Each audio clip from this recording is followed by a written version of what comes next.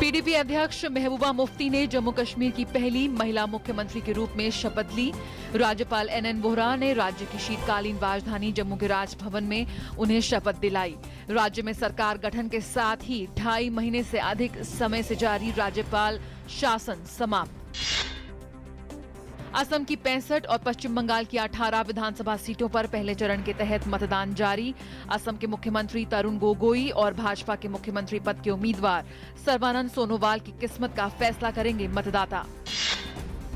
मानव संसाधन विकास मंत्री स्मृति ईरानी ने आज राजधानी दिल्ली में शिक्षा के विभिन्न क्षेत्रों में बेहतरीन काम करने वाले संस्थानों और विश्वविद्यालयों की राष्ट्रीय रैंकिंग जारी की। इस मौके पर प्रबंधन, इंजीनियरिंग, विज्ञान श्रेणियों में शीर्ष स्थान हासिल करने वाले संस्थानों और सर्वश्रेष्ठ विश्वविद्यालयों को शिक्षा के क्षेत्र में उनके उत्कृष्ट योगदान के लिए सम्मानित भी किया गया। केंद्रीय वित्त मंत्री अरुण जेटली ने कहा है कि देश में बदलाव और सुधारों की गति को बनाए रखना होगा। उन्होंने कहा कि वैश्विक मंदी के बावजूद भारत में विकास तेजी से हो रहा है। सऊदी अरब और भारत के बीच 5 क्षेत्रों में सहमति पत्र पर हस्ताक्षर किए गए। भारत और सऊदी अरब के बीच मजदूरों को लेकर आपसी सहयोग पर भी समझौता हुआ। सऊदी दौरे के आखिरी दिन भारत और सऊदी अरब की ओर से साझा बयान जारी किया गया, जिसमें आतंकवाद के खात्मे को लेकर प्रतिबद्धता जताई गई। राष्ट्रीय जांच एजेंसी के DSP तंजील अहमद को पुलिस सम्मान के साथ किया गया सुपुर्द खाक। NIA ने कहा, सोची समझी साजिश के तहत की गई हत्या। NIA और यूपी पुलिस की संयुक्त जांच शुरू।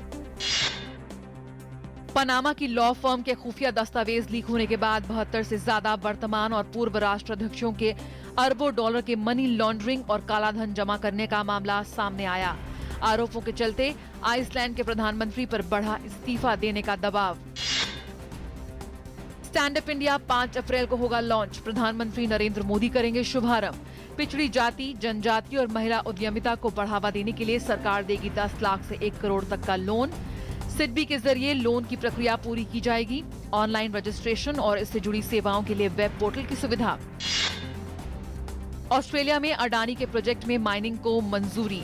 21 अरब डॉलर के इस प्रोजेक्ट को हरी झंडी मिलना अडानी समूह के लिए एक बड़ी सफलता। कंस्ट्रक्शन के दौरान 5000 रोजगार के मिलेंगे मौके। समय सीमा में ऑपरेशन शुरू करने में मिलेगी मदद। माल्या की बढ़ी मुश्किलें, अब जब्त होंगी उनकी विदेशी संपत्तियां। प्रवर्तन निदेशालय ने शुरू की प्रक्रिया। दक्षिण Africa, UK, America, Hong Kong, France आदि में चल और अचल सभी संपत्तियों पर नजर। सेबी ने बढ़ाया जांच का दायरा। माल्या पर 9000 करोड़ रुपए का है कर्ज। भाग चुके हैं विदेश। शेयर बाजार की नजरें RBI की कल पेश होने वाली मौद्रिक नीति की समीक्षा पर। 0.25 बेसिस दरों की घटने की उम्मीद। महंगाई के मोर्चे पर नरमी के चलते और छोटी बचत योजनाओं पर ब्याज घटाने से दरों में कमी की संभावना बढ़ गई। पिछली समीक्षा में दरों को अपरिवर्तित रखा गया था। भारतीय वायुसेना के विमान प्रतिष्ठित रेड फ्लैग वायु अभ्यास में हिस्सा लेने के लिए अलास्का रवाना हो गए हैं। इस अभ्यास में भारतीय वायुसेना के इन विमानों के अलावा NATO बल भी हिस्सा लेंगे।